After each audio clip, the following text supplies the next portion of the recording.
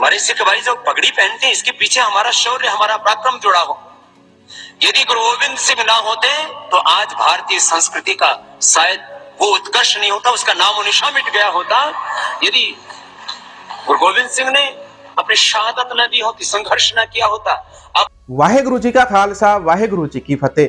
दोस्तों, बाबा रामदेव के बारे में आप सभी लोग जानते हैं। बाबा रामदेव एक ऐसे बाबा हैं जो लोगों को योग सिखाते हैं, लेकिन योग सिखाने के साथ साथ उन्होंने एक बार अपने एक भाषण के अंदर, एक बार क्या कई बार उन्होंने ये बातें बोली है, जहां पर उन्होंने कहा कि अगर गुरु गोविंद सिंह जी ना होते तो इस देश के अंदर ना सनातन होता, ना सत्य होता, ना यहाँ पर कोई हिंदू, ना सिख, ईसाई कोई नहीं होता, तो यहाँ पर सभी की सुन्नत होती, यहाँ पर सभी मुसलमान होते। बाबा रामदेव ने जिस प्रकार से जो बातें कही वो आपको मैं यहाँ पर इस वीडियो के अंदर सुनाने वाला हूँ। पहले हम बाबा रामदेव की ये सारी बातें सुनते हैं, फिर इसके बाद अपनी जो बात है वो रखते हैं। सभ्य होगी, सभ्यता के नाम पर पुरुषता का आचरण ये उचित नहीं है।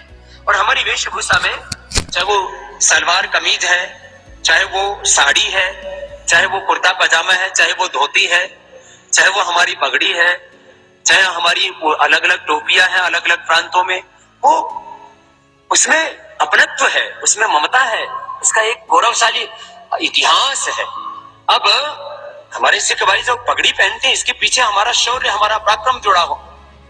यदि गुरु गोविंद सिंह ना होते तो आज भारतीय संस्कृति का शायद वो उत्कर्ष नहीं होता, उसका नाम और निशान मिट गया होता। यदि गुरु गोविंद सिंह ने अपनी शहादत न दी होती, संघर्ष न किया होता, अपना और अपने पुत्रों का बलिदान ना दिया होता। हाँ, और केवल इतना ही नहीं, न जाने कितने हजारों हजारों लाखों लाखों हमारे सिख भाइयों ने अपनी पगड़ी और इस देश का स्वाभिमान जीवित रखा। इसके पीछे का बहुत गहरा इतिहास है। ये एक हमारी संस्कृति और हमारे देश का स्वाभिमान, देश की आजादी का गौरव इनके साथ जुड़ा हुआ है। तो हमारी पगड़ी और हमारे सिख भाइयों ने क्या है, आज पूरी दुनिया में कहीं पर भी हमारे सिख भाई रहते हैं तो उन्होंने अपने सिर को नहीं झुकने दिया और अपनी पगड़ी को नहीं उतरने दिया। चाहे वो यूके में गए, यूएसए में गए, कनाडा में गए, बहुत सी जगह बाधाएं आई, बोले स्कूल में आप पगड़ी पहन करके नहीं आ सकते, उन्होंने उसको स्वीकृति दिलवाई। ये स्वाभिमान है। दोस्तों, बाबा रामदेव जो यहाँ पर बातें बोल रहे हैं, बड़े ही स्पष्ट और साफ तरीके से ये बातें बोलते हैं। बाबा रामदेव ने जो ऐसी बातें हैं अनेकों बार बोली हैं, ये कोई पहली बार नहीं। योग गुरु पतंजलि वाले जो बाबा रामदेव है, उनका ये भाषण था, उनकी बातें थी। एक प्रोग्राम के अंदर कुछ लोग उनको अचानक से पूछ लेते हैं कि बाबा जी आपने लंबे बाल रखते हैं, आप औरतों जैसे बाल रखते हैं।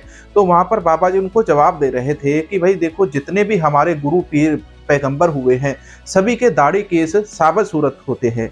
अगर आप सरदारों के जैसे बनकर रहते तो आप सिख कहलाओगे। आज के समय अगर कुछ लोग बाल कटवा लेते वो हिंदू कहलाते हैं, कुछ ने मूछ कटवा ली तो वो मुसलमान बन जाते हैं। वो कहते हैं साक्षात जो रूप है परमात्मा का वो दाढ़ी केस के साथ है। इस बात को बाद में करते हैं।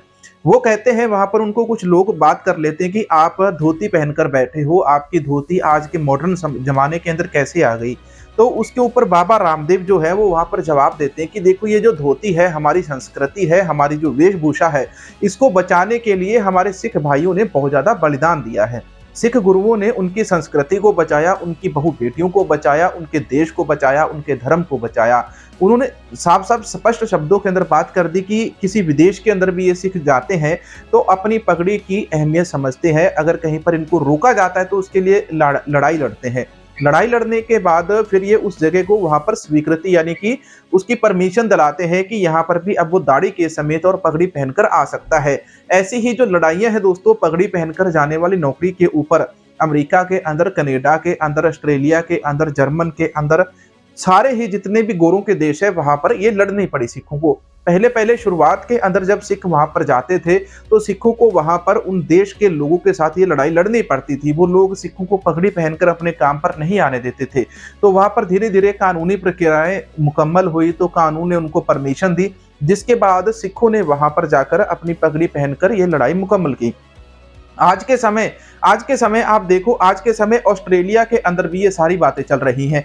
ऑस्ट्रेलिया के अंदर सिख डॉक्टरों को बोला जाता है कि तुम दाढ़ी केस कटवा कर आओ, अपने पगड़ी पहन सकते हो लेकिन तुम दाढ़ी और मूछ नहीं रख सकते। तो उसके ऊपर भी जो सिख है वो अपनी कानूनी लड़ाई लड़ रहे हैं। लेकिन जो बाबा रामदेव बात करते हैं यहाँ पर, बाबा रामदेव ने बहुत ही अच्छी और बहुत स्पष्ट बात की कि जिस प्रकार से हमारे देश की जो संस्कृति है, हमारे देश के अंदर जो भी है, ये इन सिखों के द्वारा है। सिखों के कारण ही आज हमारा देश है। अगर बलिदान की बात होती है तो भी सिख सामने आते हैं, अगर देशभक्ति की बात होती है, बाबा रामदेव यहाँ पर स्पष्ट बोलते हैं कि तो भी सिखों की बात होती है। सिखों ने ही देशभक्ति सबसे ज्यादा है सिखों के अंदर, और सिखों ने ही देश के लिए सबसे ज्यादा बलिदान दिया है।